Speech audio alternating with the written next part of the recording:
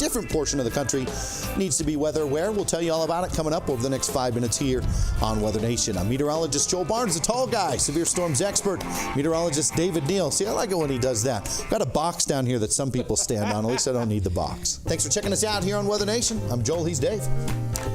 I'm a little taller than Joel, just to get that out of the way, because I know we wanted to talk about that a little bit earlier. But anyway, Joel's dress is spiffier than I do. That is a flooded parking lot out there, as we've seen some heavy rainfall come on down, and needed rainfall out in the Centennial State. Yeah, back on Tuesday, I went out to take my dinner break. I had to postpone it for a few minutes. I didn't want to get the bald head because it was raining pretty hard. Oh, boy. I don't know how you wake up in the morning, but there you go. Joel Barnes dealing with some of the heavy rainfall. He's an absolute trooper. This is an animal farm here, an animal rescue area where a lot of the water levels were rising up over some of the cages for the pets. The social media came and saved most of those pets. They had a line out the lobby, Chris. People were taking the pets and they were renting them for a few days. They can take them back when the water levels go down. So basically it's like rent a pet for a few days, and maybe some of those pets, if they're on their best behavior, they'll earn permanent homes. Monday was National Mutt Day. So oh, really? That's part of the celebration. Meredith was telling us that. Chris, I know you're not a father, but it's kind of like what grandparents do for the kids. You just rent them for a couple of days, and when you had enough of them, just send them on back.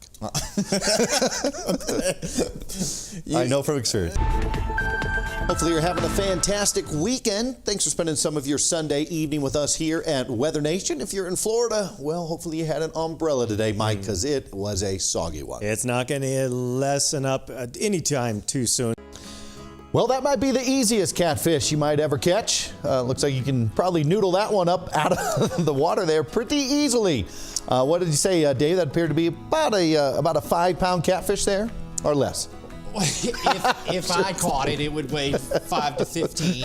It's probably about a pound fish there. But obviously, I mean, the terrible thing about this is that somewhere there, just south of Fort Myers, by the way, Estero, Florida, a lake was overflowing, and that catfish comes out. And when you see them going down the street like that, you know, it is kind of worrisome. You know something happened. It looked like the catfish was almost trying to breathe. Can they live out of water for a while, you think? Well, you know, Joe, funny you mentioned that. I caught a catfish one time at the Tennessee Aquarium, where it still resides. We just talked to Tom Benson there, who's works at the Tennessee Aquarium the other day.